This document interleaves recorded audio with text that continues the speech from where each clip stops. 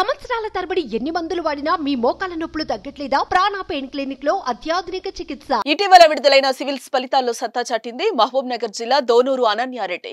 చిన్నప్పటి నుంచి ఐఏఎస్ లక్ష్యంగా చదువు కొనసాగించిన అనన్యారెడ్డి తొలి ప్రయత్నంలోనే విజయాన్ని అందుకుంది. అయితే తాజాగా ఆమె సైబర్ క్రైమ్ పోలీసులను ఆశ్రయించింది. ఇందుకే ఆమెకు వచ్చిన సమస్య ఏంటి?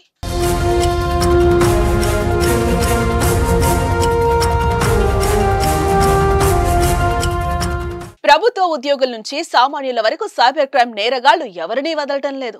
వారి పేరిట సోషల్ మీడియాలో ఖాతాలు ఓపెన్ చేసి స్నేహితులు, బంధువుల నుంచి డబ్బులు వసూలు చేస్తున్నారు.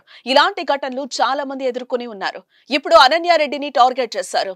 ఇన్స్టాగ్రామ్, ట్విట్టర్, టెలిగ్రామ్ వంటి సోషల్ మీడియా ప్లాట్ఫామ్స్ లో ఆమె పేరుతో అనేక ఫేక్ అకౌంట్స్ క్రియేట్ చేశారు. అంతేకాదు కొన్ని ఛానల్స్ తన పేరు మీద మెంటార్షిప్ ప్రోగ్రామ్స్ అందిస్తున్నాయని డబ్బులు కూడా వసూళ్లకు పాల్పడ్డారు. ఈ విషయం అనన్యారెడ్డి దృష్టికి రావడంతో ఆమె వెంటనే సైబర్ క్రైమ్ పోలీస్ స్టేషన్ లో ఫిర్యాదు చేశారు. ఈ నెల 27న ఆమె సైబర్ క్రైమ్ పోలీసులకు ఫిర్యాదు చేయగా తగిన చర్యలు తీసుకుంటామని హామీనిచ్చారు పోలీసులు. కాగా ఈ విషయం ఆలస్యంగా వెలుగులోకి వచ్చింది.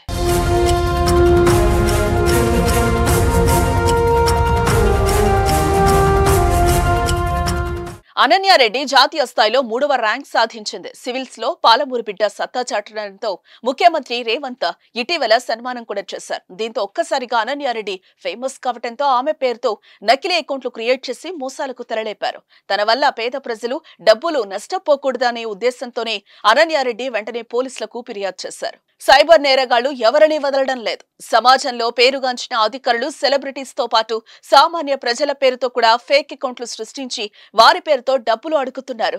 ఇలా ఎంతో మంది నష్టపోయారు.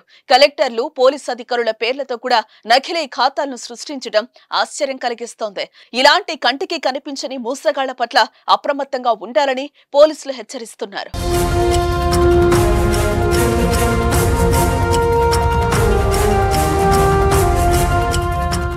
సుమన్ టీవీలో మీ పర్సనల్ అండ్ బిజినెస్ ప్రమోషన్స్ కోసం కింది నెంబర్కి కాంటాక్ట్ చేయండి.